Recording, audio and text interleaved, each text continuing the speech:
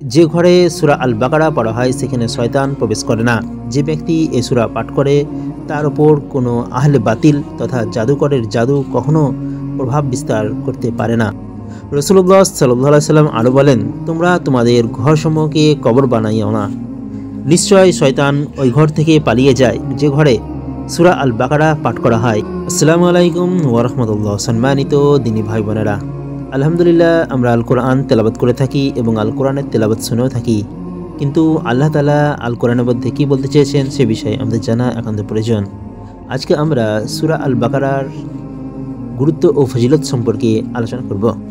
সূরাটি সবচেয়ে বড় সূরা, সূরাটি সবচেয়ে বেশি আহকাম বা বিধিবিধান সমৃদ্ধ।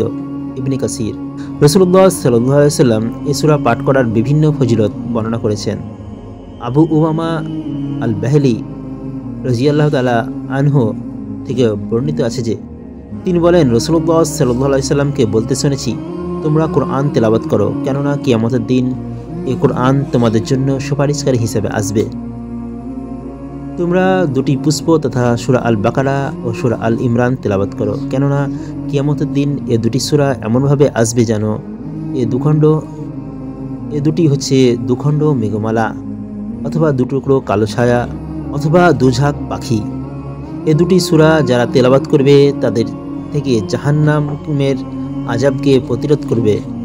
তোমরা সূরা আল বাকারা তেলাওয়াত করো, কেননা এর নিয়মিত তেলাওয়াত হচ্ছে বারাকাহ বা সমৃদ্ধি এবং এর তেলাওয়াত বর্জন হচ্ছে আফসোসের কারণ। আর জাদুকরেরা এর ওপর কোনো প্রভাব বিস্তার করতে পারে না।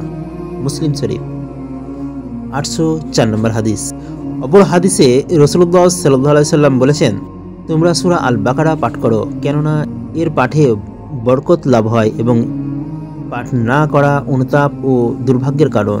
যে ব্যক্তি এ সূরা পাঠ করে তার উপর কোনো আহলে বাতিল তথা জাদুকরের জাদু কখনো প্রভাব বিস্তার করতে পারে না। মুসনাদ আহমদ 5ম অধ্যায় 249 নম্বর হাদিস। রাসূলুল্লাহ সাল্লাল্লাহু আলাইহি সাল্লাম আরও বলেন, তোমরা তোমাদের ঘরসমূহকে কবর বানাইও না। নিশ্চয় শয়তান ওই ঘর থেকে পালিয়ে যায় যে ঘরে সূরা আল বাকারা পাঠ করা হয়। মুসলিম শরীফ 780 নম্বর হাদিস। অন্য রওয়ায়াতে এসেছে, যে ঘরে সূরা আল বাকারা পড়া হয় সেখানে শয়তান প্রবেশ করে না।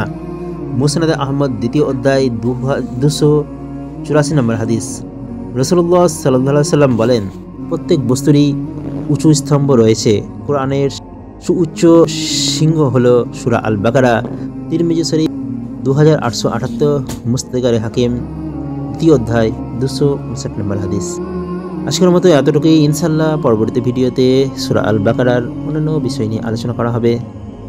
আসসালামু আলাইকুম ওয়া রাহমাতুল্লাহি ওয়া বারাকাতুহু।